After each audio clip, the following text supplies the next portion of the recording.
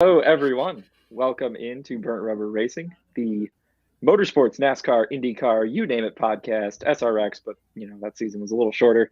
I am Henry John, as always, joined by my co-host, big-time racing fan over here, Mr. Zach McAdoo. Follow him on Twitter at ZT McAdoo. I'll throw mine out there, but you don't want to follow me, Zach. How are you doing today? I know that's kind of a crazy question for me to sit here and ask you because we have a lot to talk about on this show, and I kind of already know how you feel about a little bit of it. We do text every now and then, folks. We don't just talk to each other on Thursdays, but hopefully you're doing well. Yeah, we're well. We come down to the Saturdays there, Zach Bruner. But I think we're just ready to get the show. We gotta get ready to do it for time's sake. Yeah, we have a lot to talk about, so we're going to do the best we can to give you in-depth analysis and whatnot. Of course, we've got our preview of this weekend South Point 400, betting odds, picks, DFS discussion, all of the NASCAR picks and handicapping that you listeners have hopefully grown accustomed to here on Burnt Rubber Racing. That's all later, though. We have to start last weekend because, Zach, it was Bristol, baby. Man, what a weekend. We're actually going to do it a little different this week. We're going to start with the truck series, and we're going to work our way up the ladder. That was Zach's idea. Yeah, there you go. Zach's idea, folks. Ladies and gentlemen, as he points to himself there. Thank you, Zach. We're going to start with the trucks. We're going to work our way up to the Cup Series, the grand finale, if you will. It was a grand finale indeed. But anyway, Thursday night, under the lights, Zach, the Camping World Truck Series ran their final race of the round of 10 of their playoffs. So only 10 drivers in, but it was the end of the first round for the trucks, just like it was the Cup here this past weekend at Bristol Motor Speedway. Didn't necessarily have the feud drama that we got later in the weekend on Saturday night, but a little bit of controversy in this one. Early on, Sheldon Creed, he was doing his thing. He was the truck to beat. He has been for the entire first round, winning the first two races.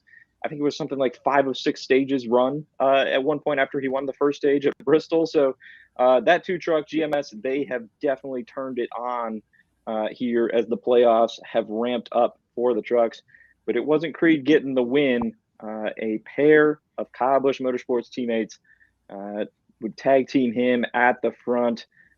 Chandler Smith needed this win to advance in the playoffs, and he got this win, maybe with a little help from teammate John Hunter Nemechek. Your reactions to this race, anything really for you, how you felt about the finish. I know we can talk a little more about that, but your reactions overall to what I thought was an exciting truck race at Bristol. Yeah, it was a very exciting truck race. I feel like Creed got Larson, where he has a dominating race and then just loses it at the end due to one reason. And it really wasn't his fault. He just got door slammed and cut a tire, and that just ruined his day. I mean, you're up front 99% of the race, and then that's how your race is going to go. That sucks, man. Yeah, I mean, immediately after the race, I texted you. I was like, we're talking about this. Yeah. John Hunter Nemechek 100% let Chandler Smith go by, which... Did he? Yes. I 100%.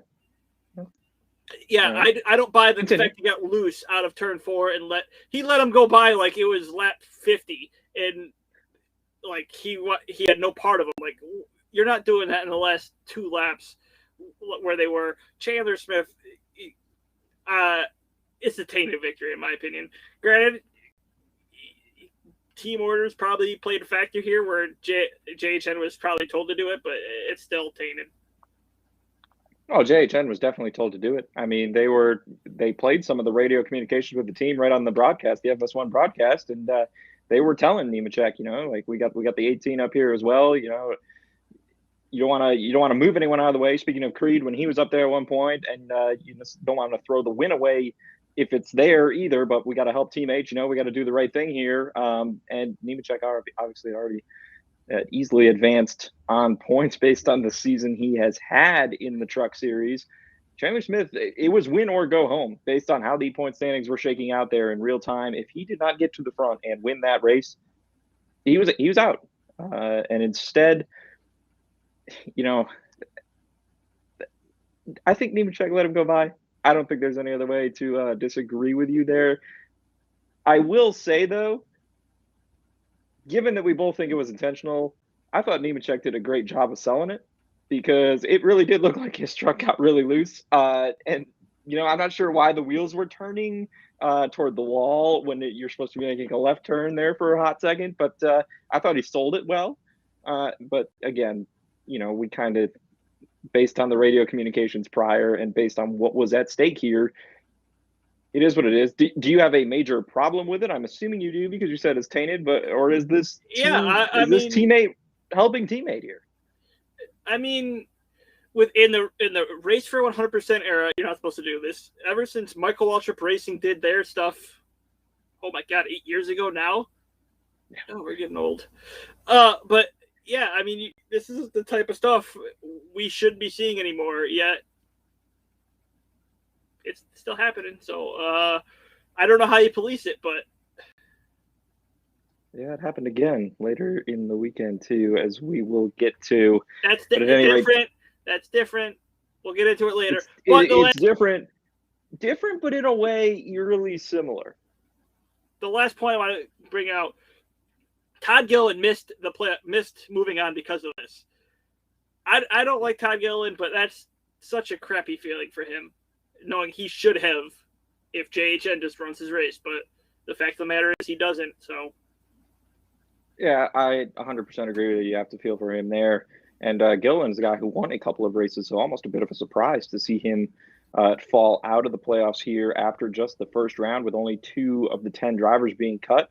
And Gilliland had a top 10 finish here at Bristol. He finished 10th, so it's not like it was an awful day for that 38 truck, given some of the setup issues they had to overcome early in the race where he was just struggling to do anything in the turns and hook the bottom. So, yeah, it definitely sucks for him. So Chandler Smith, of course, gets the win. Grant Enfinger, part-time basis this year, but he's still getting it done. Finishes second, of course, Nemechek in third. Stuart Friesen in fourth. How about that? From where that team started to where they are now. Shout out Western New York zone. And then Johnny Sauter, a bit of a surprise there, rounding out the top 5. Carson Hocevar finishing 6th. Now, why do I mention him in 6th instead of just stopping at the end of the top 5, you ask? Well, that was significant because that ensured Hocevar moved on to the round of 8 as well, joining Todd Gilliland on the wrong side of the cut line after the first round was Austin Hill. He was on the right side of it actually coming into the night. Unfortunately, did not finish for him as he wrecked out of this one at Bristol. So Hill and Gilliland go home here, Zach. That leaves us with Nemechek, Sheldon Creed, Ben Rhodes. Zane Smith gets it done to advance. Chandler Smith, Matt Crafton, Carson Hocevar, Stuart Friesen, the 8 truckers left. First race of the second round, the round of 8 for them it is this weekend at Las Vegas. You got a favorite? I feel like it's got to be Creed right now, but, based on what we've seen Nemechek do this season, I don't know. Are you willing to look elsewhere besides Creed after Bristol? No, not really, but I will say it will be probably end up being Creed versus the number 4 in that series in Nemechek. Absolutely. So we'll see if Creed can make it back-to-back Camping World Truck Series championships. Shifting over to Friday now, the NASCAR Xfinity Series was in action as well at Bristol Motor Speedway. This was actually the final race of the regular season for them. Now, we discussed it on last week's episode. It was a win or go home situation, basically, for all drivers below the playoff cut line. Michael Annett was closest to the cutoff in 13th, but he could not mathematically make up the difference on points alone. And then Michael Annett actually didn't start this race, Zach. What was it, before the race he re-injured or aggravated the injury? Why? Something during the week, he messed up something with his leg. He was deemed not prepared to go, not physically able to go. So Josh Berry took over. Tough time for the one car. Yeah, that sucks, obviously. Anytime you have a guy unable to compete because of injury. And Michael Annett probably is in the playoffs if he runs the 5 races he missed this year, now with Bristol being the 5th one. So hopefully he gets well, recovers from the injury soon. At any rate, another thrilling finish in the Xfinity Series here on Friday. AJ Almandinger captures the Xfinity Series regular season championship with a win in the regular season finale, although it came by the slimmest of margins, Zach, as Austin Cindric, battling it out down to the wire, and they wreck right across the finish line, but it's the Dinger getting it done. So another huge win for Colleague Racing, another huge win for AJ Almandinger, and add in his Cup Series win there at the Indianapolis road course, and it's been one heck of a year for him already. Your thoughts and reactions to what was a wild Xfinity Series and a really wild ending? Yeah, I mean, it was a great race all the way up to that, and it got even better. I mean, how can you not like that type of racing? You had three guys fighting for the win, beating, banging, bouncing off each other, and that's how it ends. Like, it's just incredible. And then you have Cindric getting interviewed, getting booed because the crowd didn't like his answer, and then 30 seconds later he's getting cheered. It's like, what? How do you go from heel to face and two like that? I mean, just it's gonna be one heck of a race to win for them to make. I mean, I feel like Cindric did the old Randy Orton there. Like, he's always going back and forth. So that was crazy stuff, crazy ending, crazy post race, you name it in this one. Like I said, Dinger captures the regular season championship. Cindric, of course, runner up in this race at Bristol. Riley Herbst, there he is again, Zach. Top finish, coming in third. Justin Allgaier fourth. Brandon Jones rounds out the top five. Any of those guys you wanted to shout out? Any other finishes you wanted to comment on as I pull up the standings here, and we can take a look at our official Xfinity Series playoff field? I think we could just move on to the field. All right, so it is Austin Cindric, AJ Allmendinger. Big surprise, they are tied for the lead in points as we begin the playoffs with 20-44 apiece. It's going to be tough, I feel like, for anyone to outdo one of those two for the Xfinity Series championship. But hey, there are 10 other drivers in this thing, and it is the same other 10 that joined them above the cut line heading into Bristol. Justin Allgaier, Noah Gragson, Justin Haley, Daniel Hemrick, still looking for that first win, but he's in the playoffs. Jeb Burton, Harrison Burton, Myatt Snyder, Brandon Jones, Riley Herbst, and Jeremy Clements are your playoff field of 12. 5 of those drivers winless this season. And so you take the 7 drivers in this field that have won a race, and then also you have Ty Gibbs and Josh Berry, who combined to win 4 races. Obviously, they were on part-time driving schedules this year, Zach, so they are not eligible for the playoffs. Total of 9 Xfinity Series drivers winning races this year. I don't know. How do you see this going in here? The Xfinity Series also opens their playoffs at Las Vegas. This feels like top heavy, isn't it? It's AJ Allmendinger versus Austin Cindric. If you had to pick someone else to sneak up in there, maybe give this championship a run for the money, who would it be, though? Okay, I dare you to say Riley Herbst. No, that's not happening. The fact that Riley's in this playoff field is just pure luck that Michael Annett got hurt. But going back to the original question, this might be bias, but I'm going to say Noah Gragson. I like how this team is peaking at the right time, right for the playoffs, some extra bonus points in here, and now they're in. Now, hey, let's see what you can do. I think that is a good answer. Can't argue with it. Hard to argue with it after he had back-to-back wins coming into Bristol. I don't know, though. I'm going to keep an eye on those Colleague guys still, and Justin Allgaier is the other one in terms of consistency this year. He's been right there. But still, the gap between Cindric and Allmendinger, mentioned they're tied atop the standings going into the playoffs.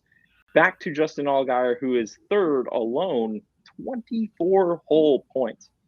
So it almost feels like Kyle Larson for those top two going into this thing, where they can pretty much just coast here in the first round. They'll advance. They'll be fine.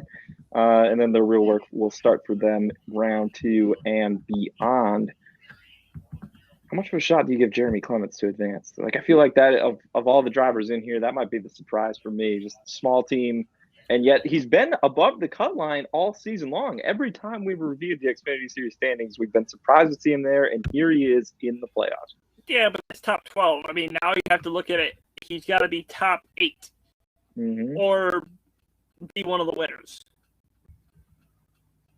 His only chance is really the Roval, and that's if he plays his cards right like he did a couple years ago in America. So right now, I don't think it's possible. It's slim and none, and Slim just left town. Yeah, I don't know. I think we might be looking at another Michael McDowell. It's the one where you'd love to see it, but it's going to be tough for him. But shout out to the 51 just for making the top 12. A good effort by them all season long. Zach, can we go to the Cup Series? I mean, we can't put it off any longer here, can we? Let's go. The Bass Pro Shops NRA night race, ladies and gentlemen. What a race it was. I mean, I don't even know where to begin here. Do we delay the inevitable with what happened at the end of this thing? Do we try and break down what happened during this race at all? Yeah, a little bit. Let's go. Let me crackhead do it again like I did last week. All right. Let's see here. Brad Keselowski. Nope, that's nothing there.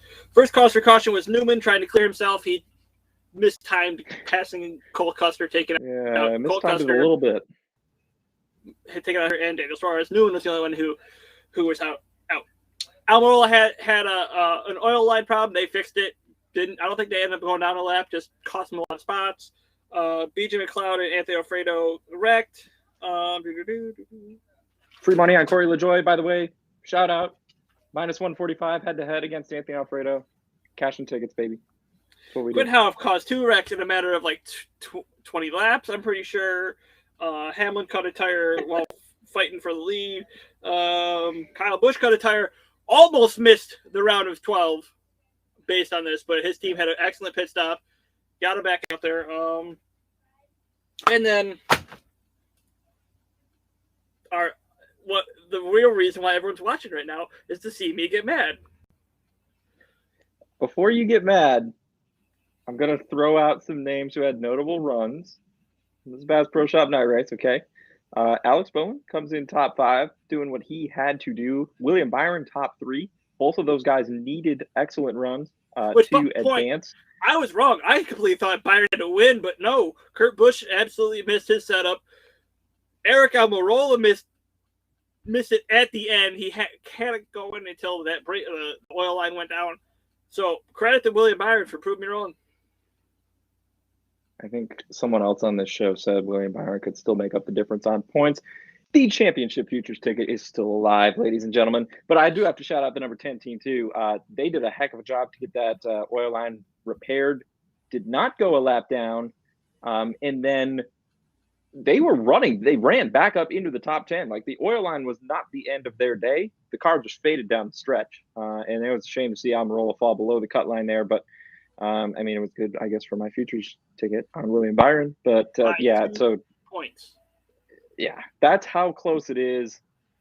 We still never had the playoffs debate, whether NASCAR needs playoffs or not. You and I, we're going to do that in the off season for sure. I don't know how you hate it though when you have 2 points, 1 point. Like, give me a break. You were just mad because your boy got it shouldn't be 1 a thing. point last year. It should not be a thing. Save it for the offseason. Okay. All right. All right, let's move on. That's gonna be a whole episode in and of itself. Other notable finishes, I mentioned the 2 Hendrick boys. Brad Keselowski 6, something to keep an eye on. You know, we want him having some good runs, maybe for some handicap we're doing going into this weekend. Eric Jones, Zach, there it is. We nailed that one for DFS. We said he knew how to get around Bristol. We said Richard Petty Motorsports had a history of success at Bristol. Eric Jones, top 10, comes in 8th.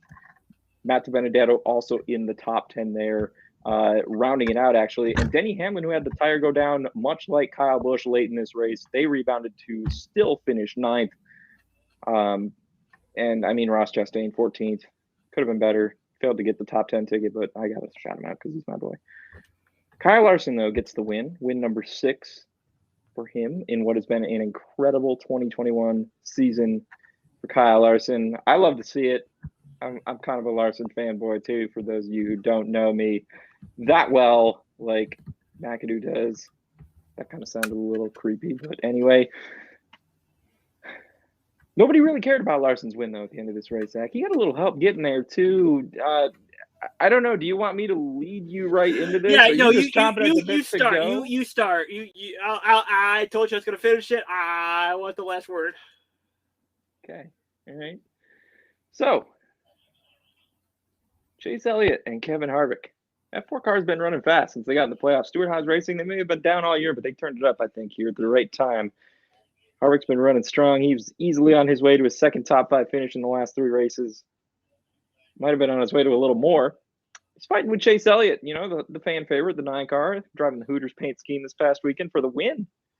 They're battling for the lead. What do we have? I don't know, 40, 50 laps left at this point, maybe in the race. 500 laps, but they're only half mile, And Harvick makes a move down on the inside and gets into Chase Elliott. It's Bristol, baby. Bump, run, beating, banging. That's short track racing, is it not? That's NASCAR, Well, Harvick got into Elliott and got by him for the lead, and the shall we say contact, the bump, whatever you want to call it, cut down one of Elliott's left side tires. And Chase Elliott had to pit. And the pit crew was not aware exactly of which tire it was that was down when Elliott came into the pits. So unlike Kyle Busch, I believe it was Kyle Busch, might have been Denny Hamlin. It was one of those 2 Gibbs guys that had a tire go down late in this race, and they knew which tire it was before he even got to pit road. And they were able to only change the 2 tires on that side and thus save time. Chase Elliott's pit crew, they changed all 4 tires because they weren't exactly sure which tire it was on the left side that was down. So right sides went on, left sides went on. Chase Elliott comes back off of pit road. I believe it was borderline going 3 laps down, maybe just 2. I'm not exactly sure where he cycled back out there, to be honest with you, off the top of my head. But he did come right back out with the leaders, and that would have been Kyle Larson at this point in second place, chasing down new race leader Kevin Harvick and Chase Elliott. I mean, we're talking bump and run here. He's got fresher tires. He goes right up to Kevin Harvick, who's leading this race, and drives right into the side of him. There was some angry radio audio. Chase Elliott pulls away and proceeds to hold race leader Kevin Harvick up so his Hendrick Motorsports teammate Kyle Larson could get by for the win. Now, how do you hold someone up at Bristol where you can easily make moves? It's easier said than done when you got lap traffic at this point in the race. It's been a long green flag run. Elliott took away Harvick's line. Take it away. Larson was able to make the bottom of the track work a little bit better than Harvick, it seemed like, at this point in the race, which seems a little weird to say. Larson running down low and Harvick running up high, when you think about their tendencies, but whatever. And Kyle Larson goes on to win this thing. And after the race, I mean, let's just say it, all hell broke loose kind of on pit road. There's some good sound bites from that, or a little shoving. They both got interviewed. I'm gonna try and find one of those interviews to play here. Get a little soundbite in after Zach goes off. I want the absolute final word.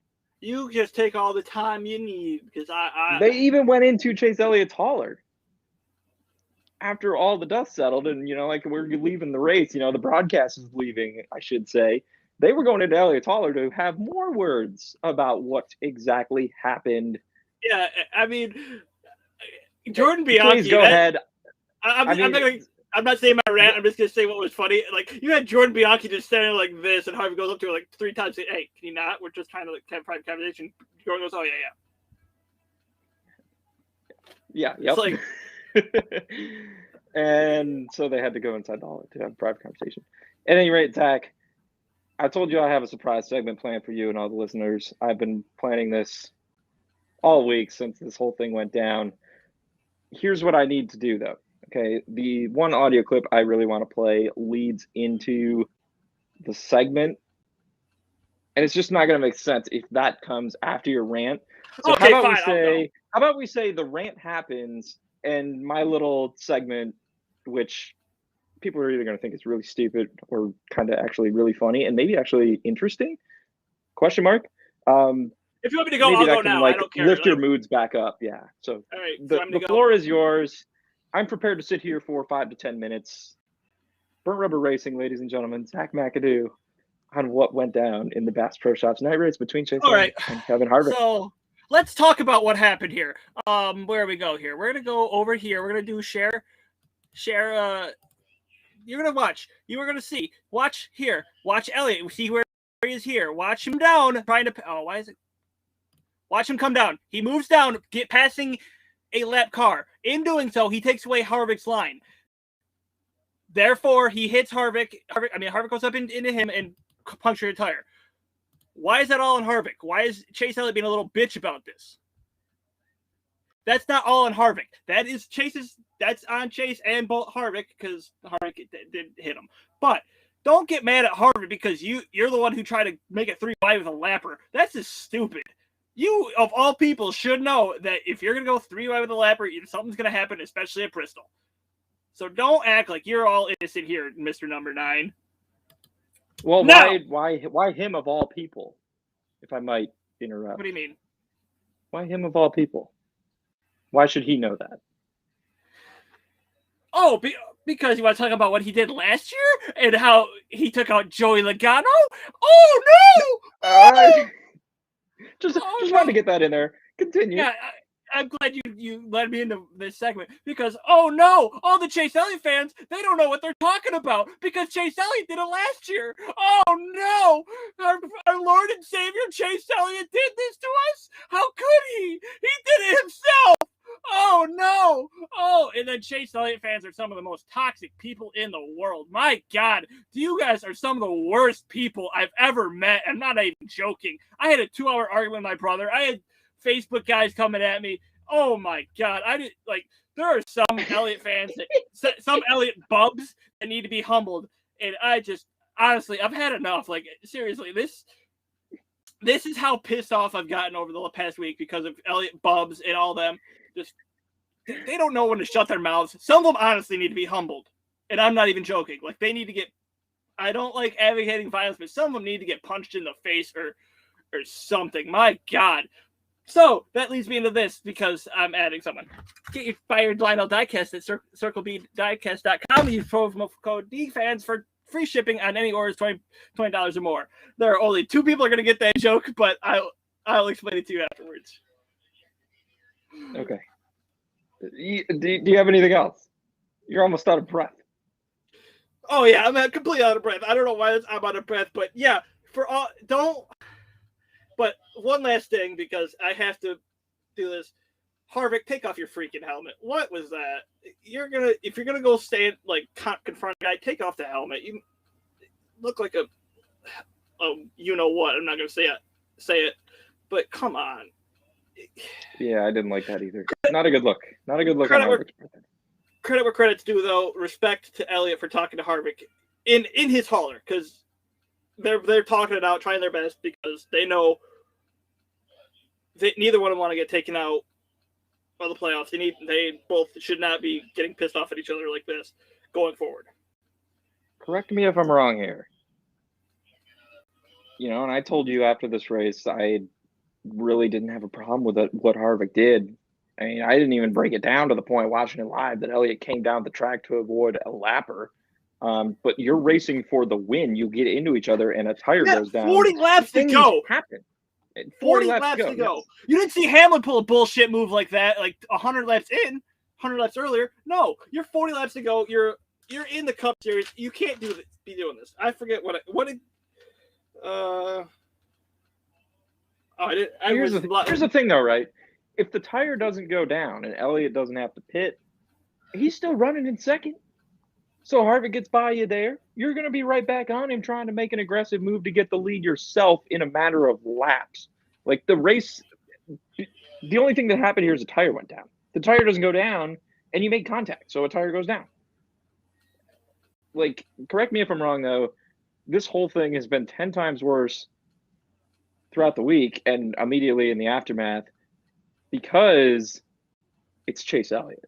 And Chase Elliott's got Chase Elliott Mafia out here. Like, seriously. Well, it's a legit mob, and it should be like that. So, and oh my goodness, I mean, I'm not gonna sit here and say all Elliott fans are toxic. Like, I know a few myself, so I kind of bite my tongue a little bit. Maybe a couple of them are toxic. I don't know. You can tell me, I guess, if you are, but ignorant, I guess, or like, absolutely viewing the incident through rainbow-colored glasses in favor of their driver. And I'll give you a recent example of the same thing. Daytona. That block on Matt DiBenedetto I that am glad you said something.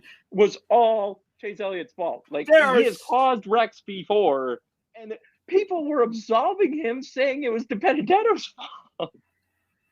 I am so glad you brought that up.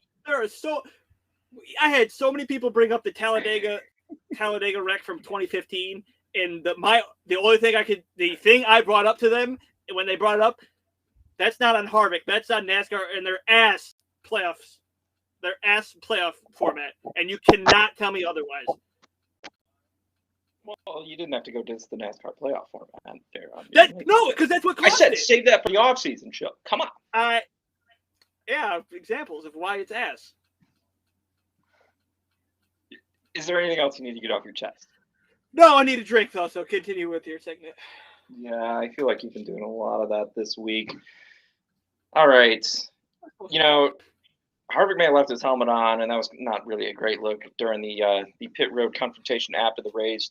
But I thought when it came to the interviews, despite being showered with booze by all those Chase Elliott faithfuls in the crowd at Bristol Motor Speedway, Harvick, I mean, he easily won the immediate after-the-fact interview battle. Not only because he was truthful, as far as I saw it, as a neutral observer, and actually you could even call me maybe slightly lean to Chase Elliott here, simply because I had no problems with Kyle Larson getting a race win. Like, I'm a Larson guy, so why would I be upset there? Harvick was spitting truth, and I mean, if you haven't heard it at this point, just take a listen. It just sits there until I lose the whole lead. So, just hate it for our Subway Ford Mustang team.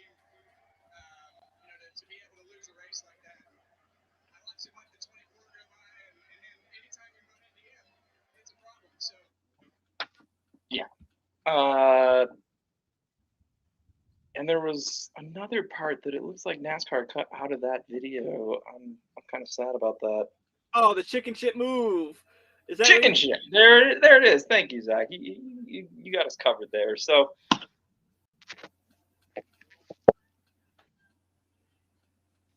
Yeah, I mean, it was. You ready for the surprise? Yeah.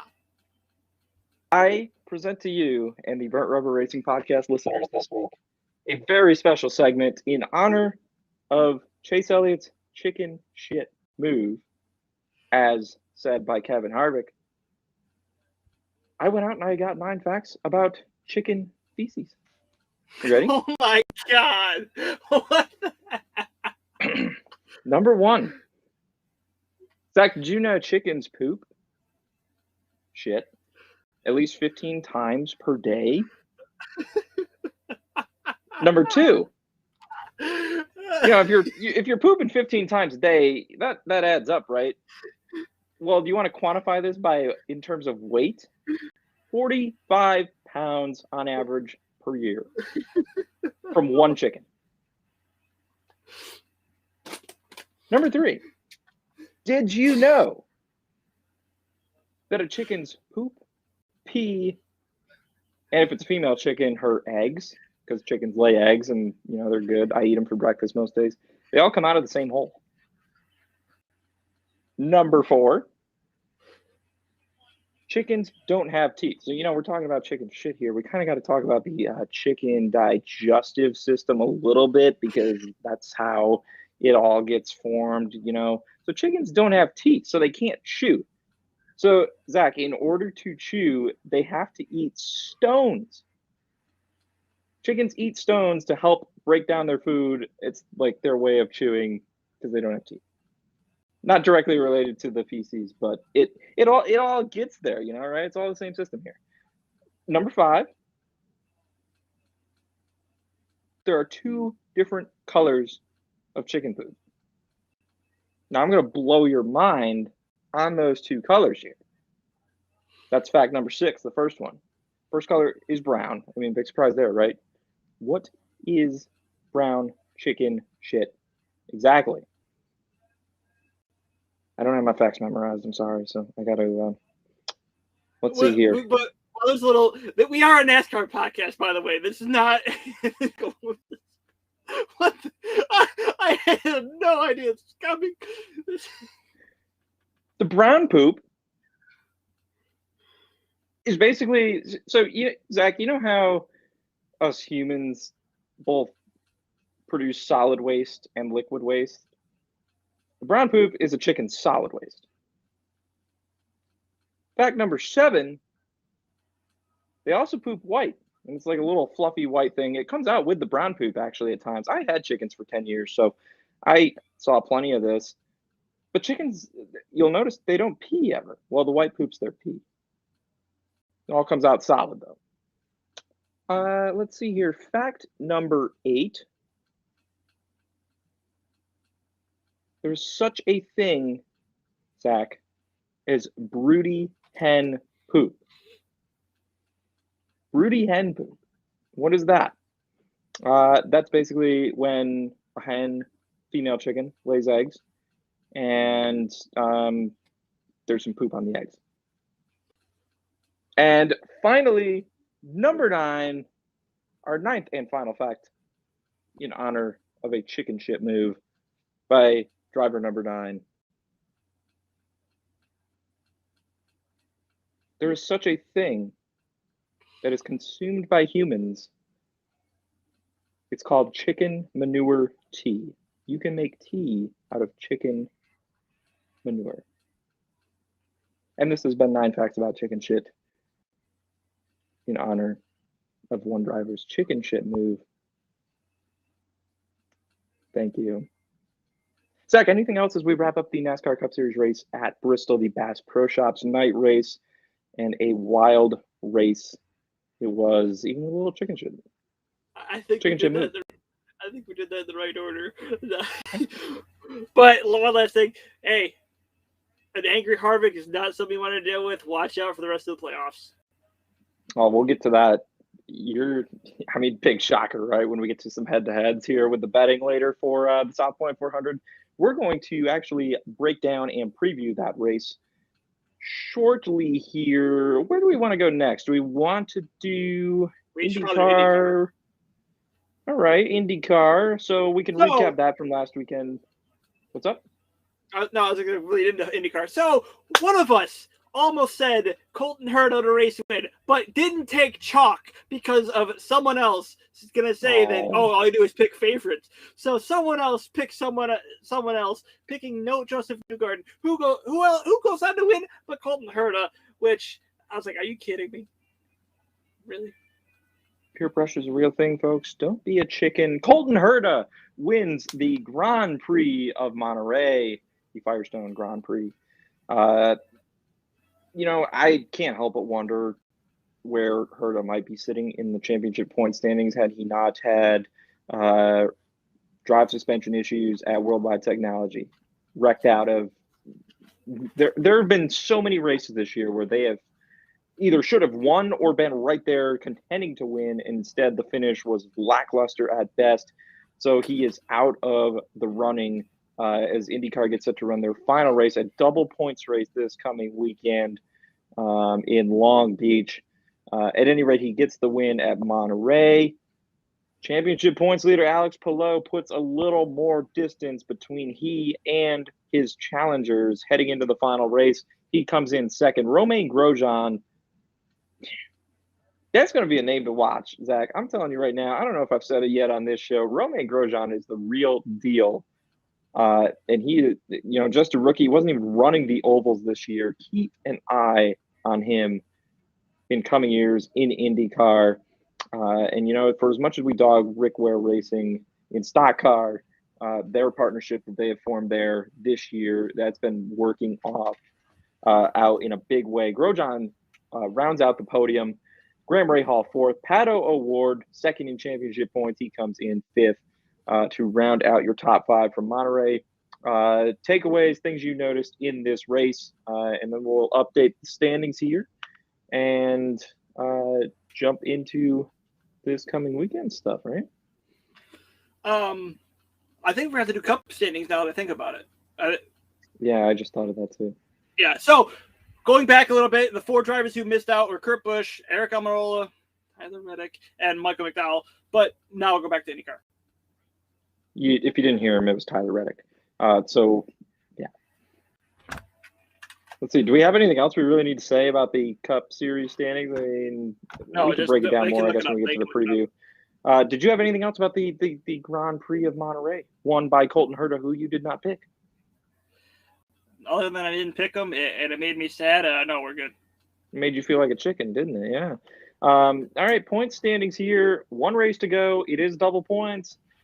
So I guess a lot could still happen, but Alex Palou, pretty comfortable lead after that runner-up finish last week at Monterey, 517 points.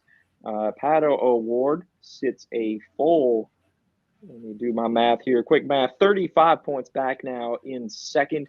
And mind you, O'Ward had the championship points lead going into the race at Portland 2 weeks ago. So my, how things have turned.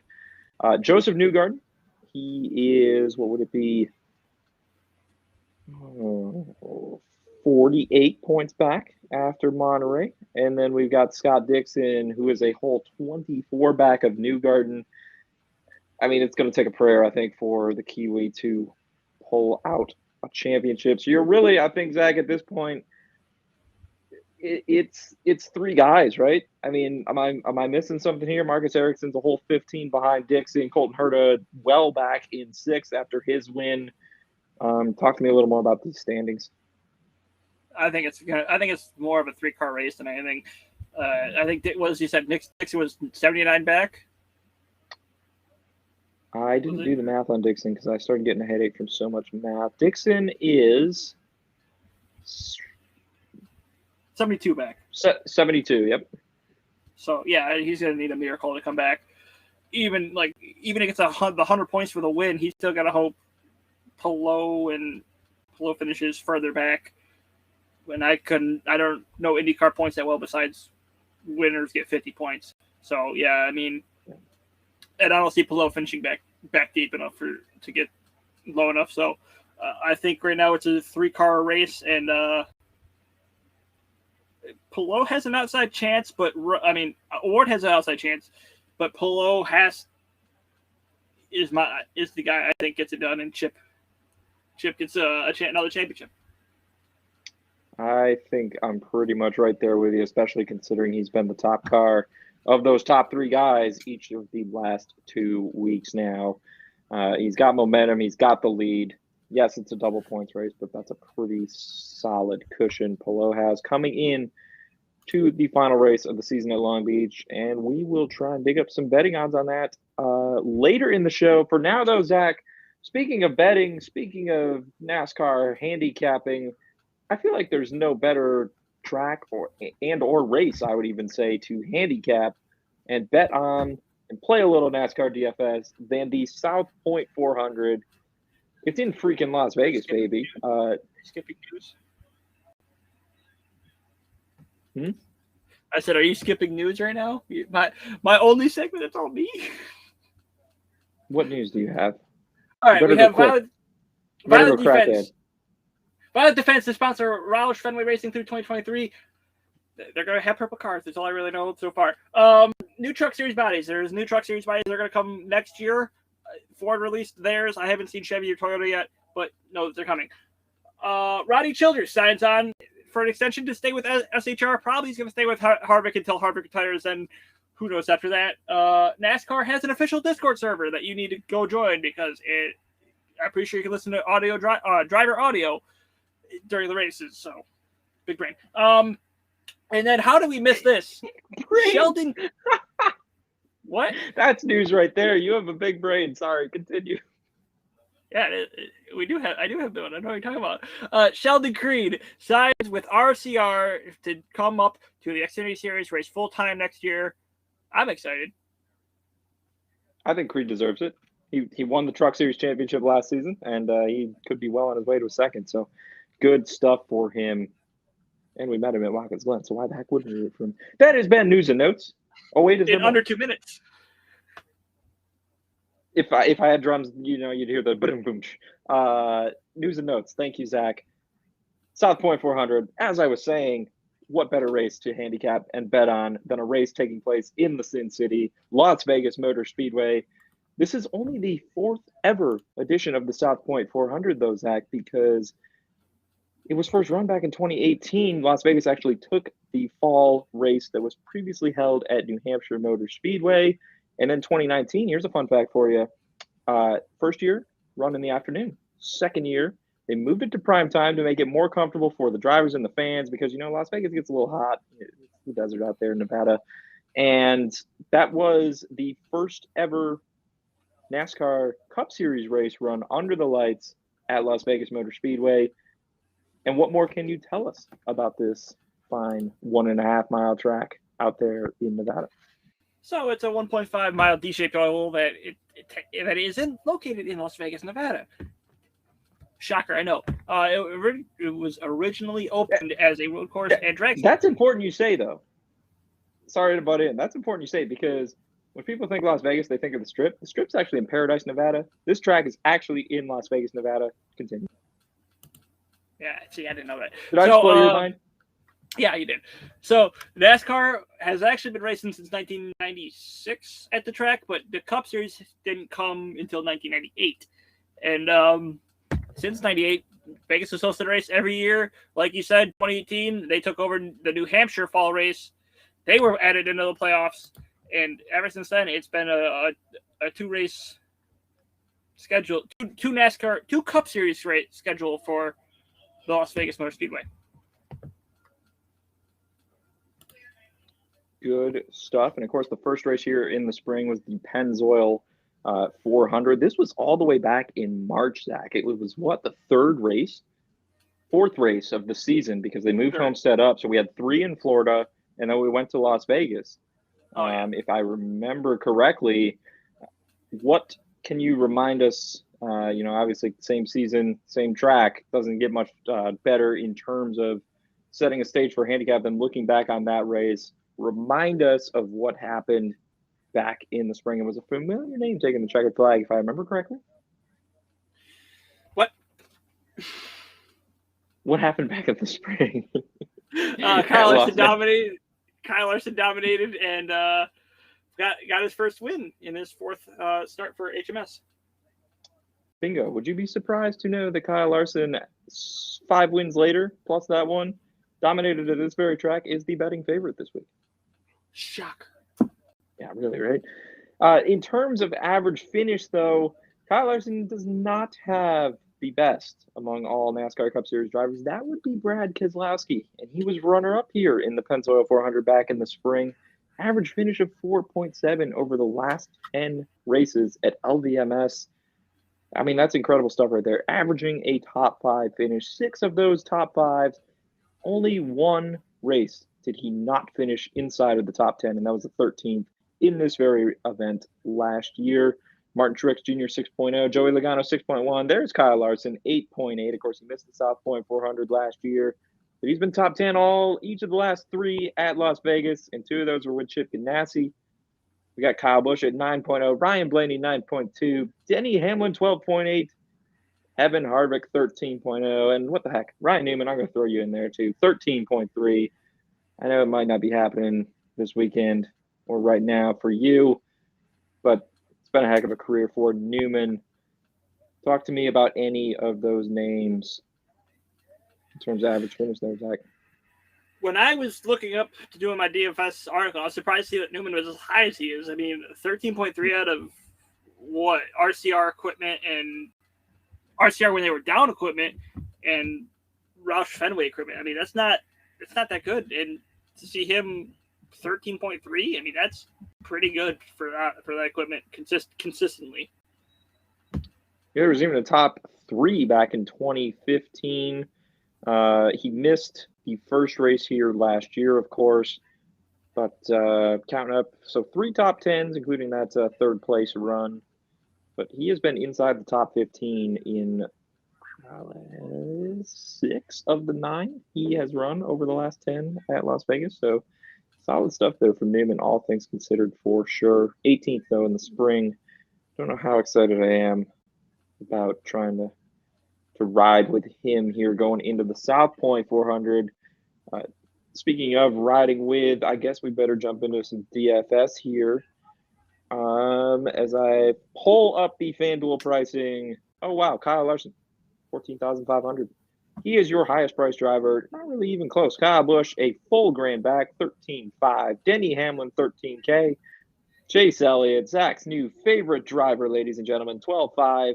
Martin Truex Jr., 12K. Kevin Harvick, 11.5. William Byron, 11.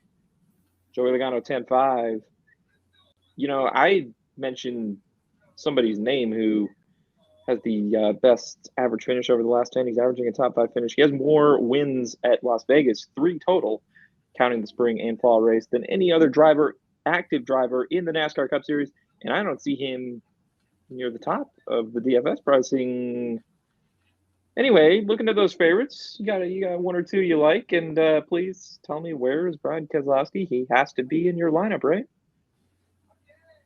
I don't have him in my lineup. I have. Oh no!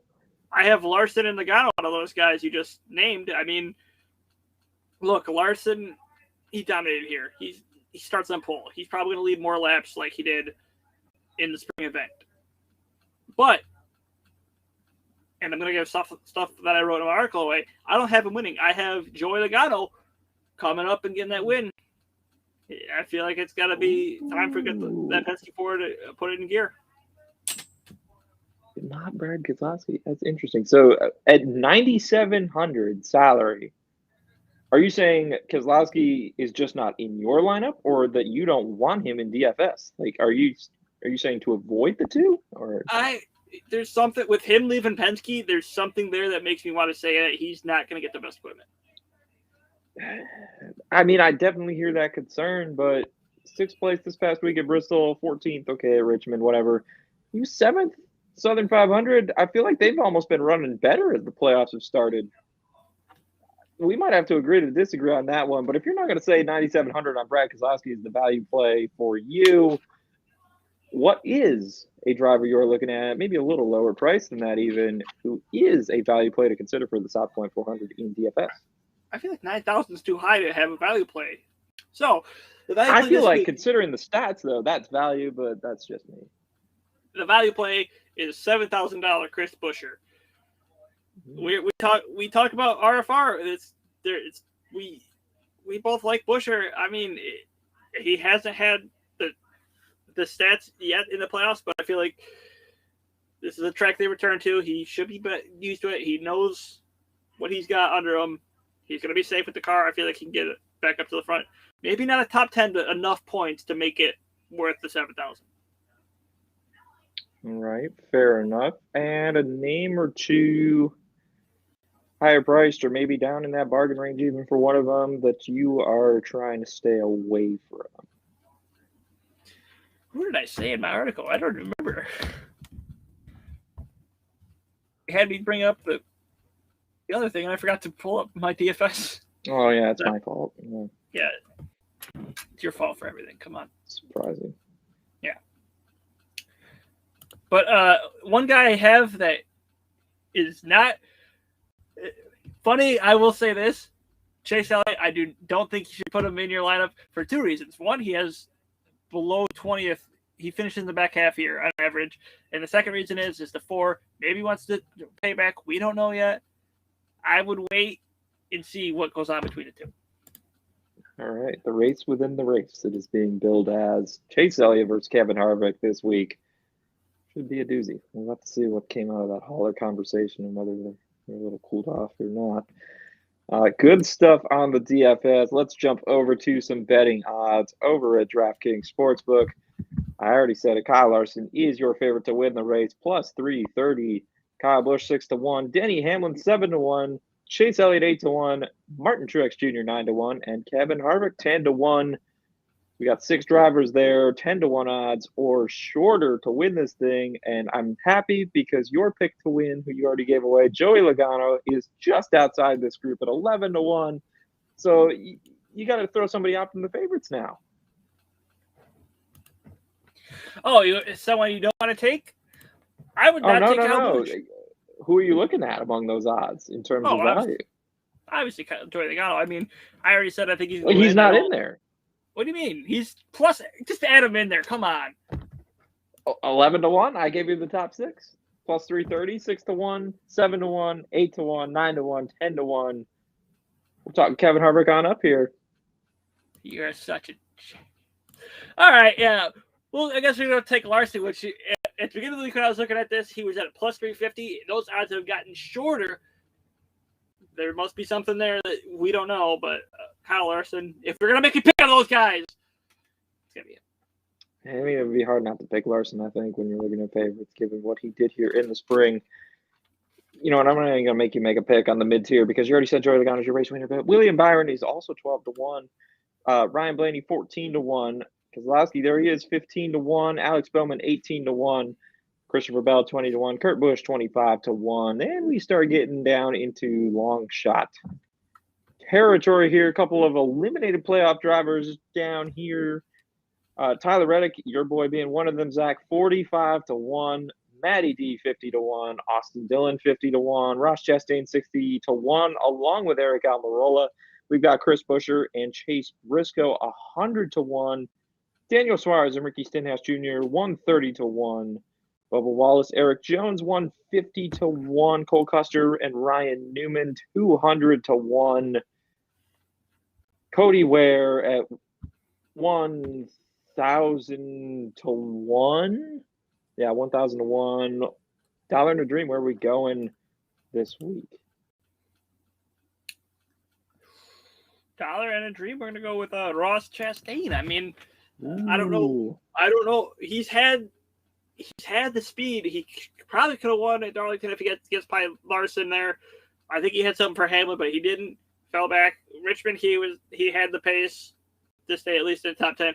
Something's there. The 42 is going to make or break something, and maybe he makes it this week. I think we're going Chip Ganassi, Kurt Busch won this race last year. Nighttime, those cars have been faster. This race is going to be going through dusk. It means being under the lights. I like it. Good call. Shall we jump over to some driver props? Where are we at here? Head-to-head. We got to start here. Zach, you actually said that you were fading both of them in your DFS lineup. But, I mean, shocker, right? The odds makers put Chase Elliott and Kevin Harvick head-to-head this week. The race who within could have the race. thought? There it is. And I thought Chase Elliott is a $125, laying minus 125. Kevin Harvick plus 105. Maybe a little public bias there back in their boy. The what would you call them? Toxic Chase Elliott fans. Maybe driving this price up a little bit. I don't know where that exactly comes from when we look at Las Vegas stats, because Harvick is vastly superior there.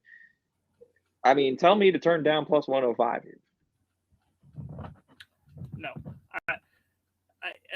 I'm keeping my mouth shut. All thing I'll say is I'm taking Harvick, and I'm surprised to see. I honestly, when I clicked on race props and you were starting to talk about how it was Elliott versus Harvick, I thought this was just a Barstool thing. I didn't know DraftKings was on it too. Like, oh, it's everywhere. FanDuel. I don't think that MGM had it, but yeah, FanDuel, DraftKings, they have got it. Another one I want to ask you about: Martin Truex Jr. is plus 105. Denny Hamlin minus 125. A couple of JGR teammates here. What would we be doing here? Truex actually a little bit better average finish at Las Vegas, but Denny Hamlin's been freaking amazing here in the playoffs so far, other than when Truex beat him at Richmond. So I don't know how I feel about this one. Yeah, and that's what I'm like. Truex has the wins. He has the better average finish here, but Hamlin has had the faster car except for at Richmond, but Richmond's not a mile and a half. The only track you can kind of compare this to is Darlington, because it's the higher speeds. It's closer to a mile and a half, and who won that race? It'd be Hamlin. So you might have to lean Hamlin here. All right, I got one more for you. Shout out to DraftKings too for expanding the head-to-head options over the course of the season. We made free money betting on Corey LaJoie last week. Well, we can't do that this week, Zach. He's going to match up against Daniel Suarez. Even though it's plus 135 for LaJoie, I don't know that that's what we'd call free money. But do we have a second option here? Corey LaJoie's Spire Motorsports part-time teammate Justin Haley is featured in a head-to-head matchup this week. He is laying minus 155. If I told you he was going up against BJ McLeod, is that free money? Yes, for two reasons. One, DraftKings can't even spell McLeod right. They forgot the C. It's McLeod.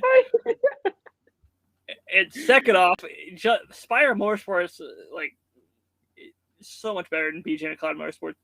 No disrespect to BJ because I know it's his team, but them Spires know what they're doing. BJ's a hustler, but I'm all on board the Spire train. I love that we get this for the second straight week. We actually have to lay a dime extra on Haley over McLeod in this matchup. Take it all day. 77 versus 78. Justin Haley's going to get that done. More free money on Spire Motorsports. Who would have thought? Let's jump into some groups, Zach. We've got the 12 playoff drivers all lumped together in groups A through C, except one. That is Kyle Larson. Such a big race favorite. He's not in a group. So we have Kurt Busch making. Again, let's talk about how Chase Elliott and Kevin Harvick are in the same group. Yes. Yep, there it is with Kyle Busch and Denny Hamlin. That is your Group A. I'd love to take a long shot flyer on Kevin Harvick in Group A because his stats are right up there, but, you know, he's going to be running 2 races, I think, on Sunday. So can't do it. Group C, though, is interesting. We got Ryan Blaney plus 225, Alex Bowman plus 270, Christopher Bell plus 290, and last year's South Point 400 winner Kurt Busch is 3-1 as the long shot. Of course, Busch being the only non-playoff driver in the group after he was eliminated last week. Do you have a lean, Mr. McAdoo? Yeah, I probably have to go with, I think, Blaney. I think the Penske boys have got something for the top 10s this week.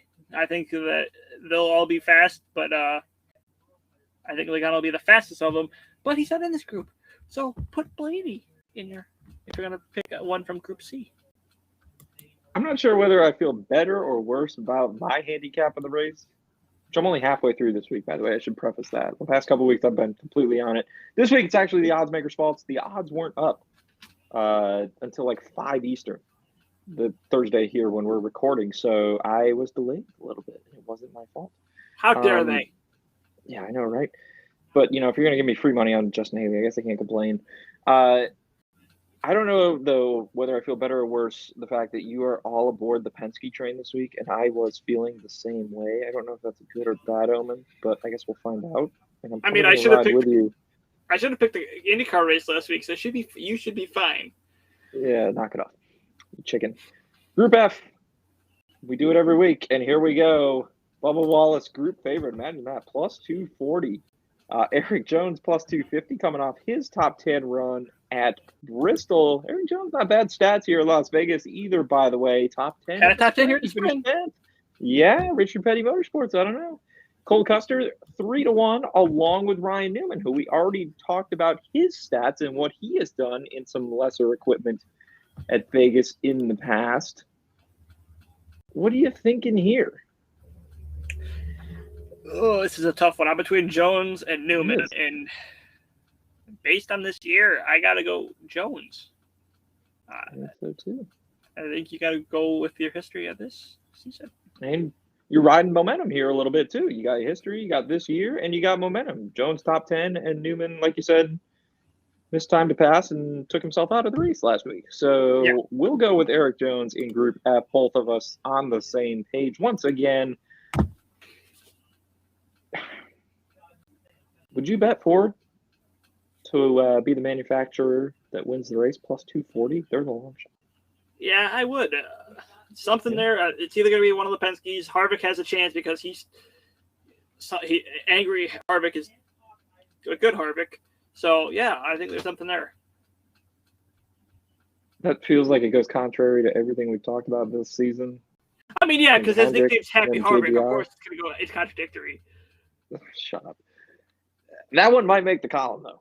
It really might. Like, I like that price a lot. So we'll see. Flurrysports.org. In case you somehow by now didn't know, you'll find Zach's DFS column. You'll find my betting column, all to get you set. Picks, analysis, all kinds of stuff. for the South Point 400. The real question is, Zach, will there be an IndyCar column before their championship race at Long Beach? Well, DraftKings doesn't have IndyCar odds up, so they're delayed on that this week too. So we can't give them out on the show, so they're going to have to come out between now and the race on Sunday. If anything's going to go up in written form, maybe one of us will do a Twitter video or something stupid like that too. But yeah, the IndyCar, what is it called here officially? Grand Prix Long Beach. There you go. Laguna Seca, I think, is like. No, that was last week. Track. Oh, that was last week. Anyway, double points race. Guys are going to need a lot of work to catch Pillow, but yeah, that is also Sunday. And then, of course, we've got truck race Friday night. We got Xfinity race on Saturday. Those are both playoff races as well. All kinds of racing action. Going to be a fun weekend once again. So I know football's back, but, we got a lot still to be decided on the track. What am I missing? Because I think that takes care of our preview. What I was going to say, NBC has a trifecta of stuff all at the same time with Sunday Night Football on NBC. You have the Cup Series race on NBCSN. And then on Peacock, you have WWE Extreme Rules all at the same time. So you get some TVs, folks. That's all I can tell you. Yeah, WWE just seems to either fire or ruin all my favorite guys. So okay, so we're just gonna move on to the ending, and we're gonna go Crackhead because he's got to go do another podcast here. I'm Zach McAdoo. He's Zach Bruner because he never changed his name. Subscribe on Apple Podcasts. Subscribe on Spotify. Subscribe on Google or whatever I missed. iHeartRadio, Spreaker, wherever you listen. We're here every Thursday or Wednesday. Subscribe on YouTube if you're watching us. Follow us on Twitter at Burt Rub Racing for both of us, at ZT McAdoo, at Hank Time Sports, Hank the Henry, Hank the whatever. You want to correct me? Hank Time Henry. There you go, Hank Time Henry. FlurrySports.org, we have our own little NASCAR section where our articles are up. I think my LVMS one is up. My DFS one will be up soon. He will have his betting one up soon. There you go. I did not notice that my name was Zach Bruner until you just said that. I said it earlier. End of the show, and I know you said it earlier, and I didn't know why you said it. One of these times, I will set the studio up completely correct for a show. I don't know how I still am working for Flurry Sports, but yeah, go check it out. There's a lot of great stuff, all kinds of football. If you're playing fantasy, whatever, all good stuff, and the little NASCAR section. Our NFL picks too. Some of us I'm assuming you went Panthers tonight? Yeah. I was one of the first ones I noticed. Yeah. All right. Well, this has been a chicken shit inspired episode. Wait, no, hold on. Wait a minute. Hold on. We can't say that word. We have to, that. We have to be responsible and do stuff like this. You should know that by now. Come on. So next time, I am apparently Zach Bruner. And he's Zach McAdoo. We'll talk to you next week.